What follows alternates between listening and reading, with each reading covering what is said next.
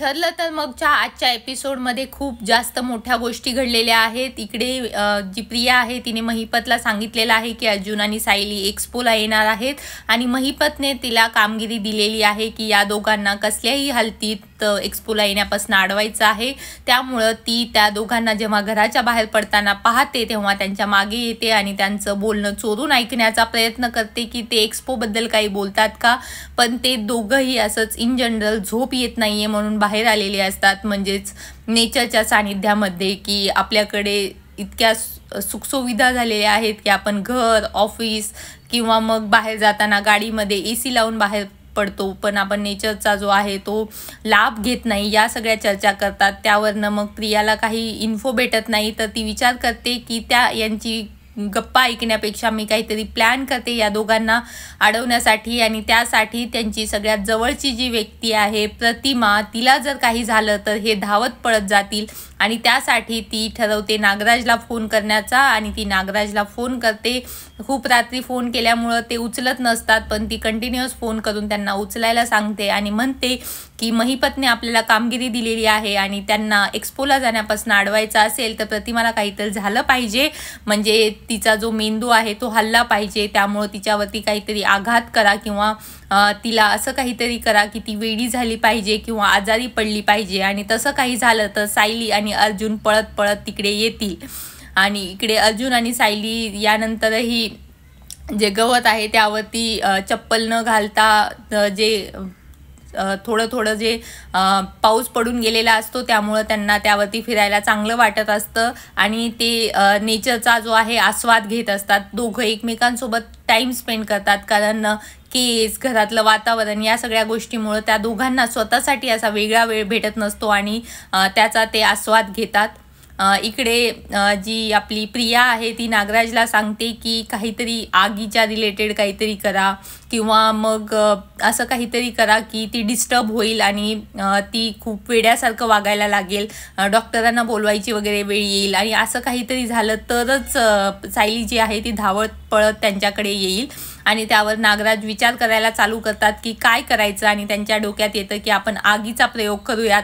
आणि ते घराबाहेर येतात आणि त्यांच्या बायकोला काही कळू नये म्हणून त्यांच्या दरवाजाला कडी लावून घेतात, म्हणजे ती बाहेर येऊन जी प्रतिमा आहे तिला वाचवू नाही शकणार आणि प्लॅन त्यांचा फ्लॉप नाही होणार. इकडे जे आहेत ते एक्स्पोला जाण्याची तयारी चालू आहे. कल्पना वेगवेगळ्या साड्या पाहत आहे की ती कुठली साडी घालेन आणि ती प्रतापरावांना तिच्या मिस्टरांना विचारते की यातली कुठली साडी घालू, कारण हे खूप मोठं बिझनेसचं एक्स्पो आहे आणि तुम्ही खूप प्रामाणिकपणे हे सगळं केलेलं आहे, दुसऱ्यांसारखं करप्शन वगैरे करून किंवा जे पेरेंट्सच्या पैशांवरती तुम्ही वरती नाही आलेले आहेत, तर तुम्ही स्वतःच्या मेहनतीने या लेवलला आलेले आहात आणि त्यामुळे मला तुमच्या लेवलचं दिसायचं आहे आणि त्यासाठी तुम्ही सांगा मला कुठली साडी घालायला पाहिजे. आणि प्रतापराव कल्पनाला एक साडी निवडून देतात. इकडे नागराज स्वतःचा प्लॅन एक्झिक्यूट करतो. तो बाहेर पालापाचोळ्याला आग लावतो आणि मुद्दाम जोरजोरात ओरडायला लागतो, म्हणजे प्रतिमा बाहेर येईल. इन जनरल काहीतरी ओरडून ते प्रतिमाला बाहेर बोलवतात आणि सांगतात बघ मी कचरा जाळून टाकला. आणि आगीला बघून प्रतिमाला खूप जास्त भीती वाटायला लागते आणि तिला जे जे महिपत तिला जाळायचा प्रयत्न करत होता तेव्हाचे जे दृश्य असतात ते तिला दिसायला लागतात आणि हेच नागराजला हवं असतं. तो प्रतिमाला थोडंसं पुढे ढकलतो आणि ती जोरजोरात ओरडायला लागते. ती खूप घाबरते आणि तिचा जोरजोरात ओरडत असलेला आवाज ऐकून तिचे मिस्टर जे रविराज आहेत ते बाहेर येतात आणि ते प्रतिमाला शांत करण्याचा प्रयत्न करतात. नागराज सांगतो की मी फक्त जाळ लावत होतो आणि प्रतिमा वहिनी बाहेर आली आणि घाबरली आहे. इकडे प्रिया रूममध्ये येते आणि पाहते तर काय, अश्विन अजूनही जागा असतो.